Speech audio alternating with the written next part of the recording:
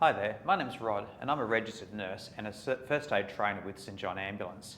Today I'm going to show you how to do CPR and how to attach a defibrillator to a casualty that is in cardiac arrest. So with first aid, there's a DRSABCD action plan. D is check for danger, making sure the area is clear that you can safely look after your casualty. Getting a response is R. We shout at our casualty, "Hey mate, can you hear me? Open your eyes, you alright?" And we squeeze both shoulders to see if they respond to pain. If your casualty has not responded to that, we need to send for help. So you can ask somebody to ring an ambulance, or you may have to ring an ambulance yourself, dialing 000. Then we go on to open the casualty's airway to see if they can breathe. With one hand, pull the chin down and have a look inside the casualty's mouth. If the mouth is empty, we consider the airway to be clear and you can now go on to your breathing assessment. It's really important to see if the casualty is breathing or not. Tilt the casualty's head right back, keep one hand on the forehead and put your other hand down on their belly button.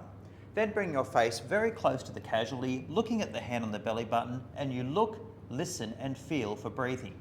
You're looking to see if this hand is moving as they breathe, you're listening for any noises coming out of their mouth or nose, and you're feeling for warm air hit the side of your face as they breathe out.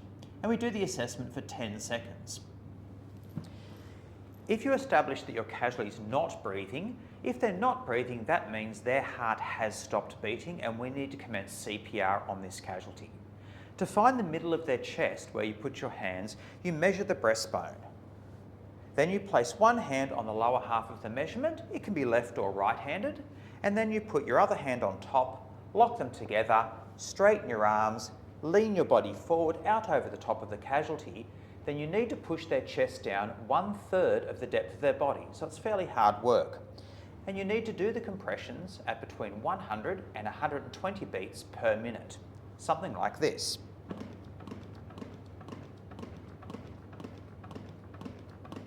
We do a total of 30 compressions, and then we're going to do 2 breaths.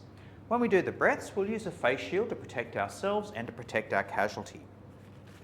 The face shield goes over the casualty's mouth.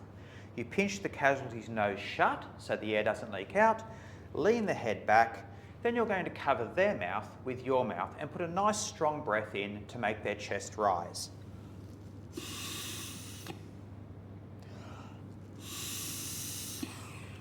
After delivering 2 rescue breaths, we return to our compressions. So CPR will look like this.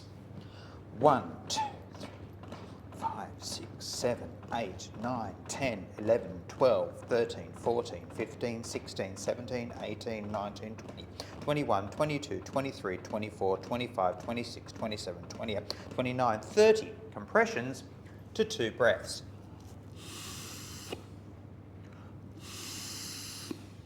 And you'll try to continue your CPR 30 to 2 until a defibrillator arrives on the scene. Once the defibrillator arrives, we want to attach the pads as quickly as we can. Defibrillators will give you verbal instructions to tell you how to do it. When patient's chest is bare, remove the white square package from the lid of the AED. Tear open the white package across the dotted line and remove the pads.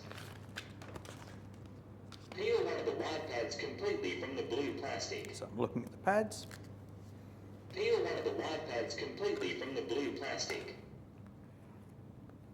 Begin pulling from the tabbed corner. So there's a small tab up here. Firmly place the pad without the blue plastic on the patient's bare chest, exactly as shown on the pads. So I'm going to do the top pad first. This pad can be placed on either of the 2 locations as shown on the pads. Next, peel the second white pad from the blue plastic. Firmly place the second pad on the other location, exactly as shown on the pads. Do not touch the patient. Okay, everybody stand clear.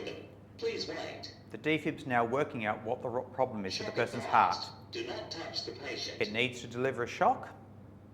Shock will be delivered in 3, 2, 1. Shock delivered. When the shock gets delivered, the casualty may move a little bit, and if it's able to restart the heart and the shock has worked, the casualty's eyes will open, their colour starts to return, they may vomit, so you're going to roll your casualty on the side into the recovery position.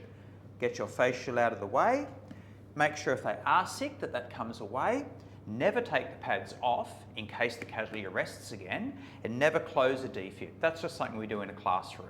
The paramedics will actually close your defib when they arrive. If the first shot doesn't work, the defibrillator will guide you through doing CPR for another 2 minutes. It will tell you how to place your hands, they'll count the beat for you, and they'll tell you when to do the breaths. So you'll do 2 minutes of CPR, and then you'll hear the defibrillator say, analysing rhythm, stand clear. So we stop and stand back and let the defibrillator have a second attempt at shocking the heart. If the second attempt works, we'll roll the casualty. If the second attempt doesn't work, the defibrillator will talk you through 2 more minutes of CPR. And this will just keep going every 2 minutes until it either works or the ambulance arrives on the scene.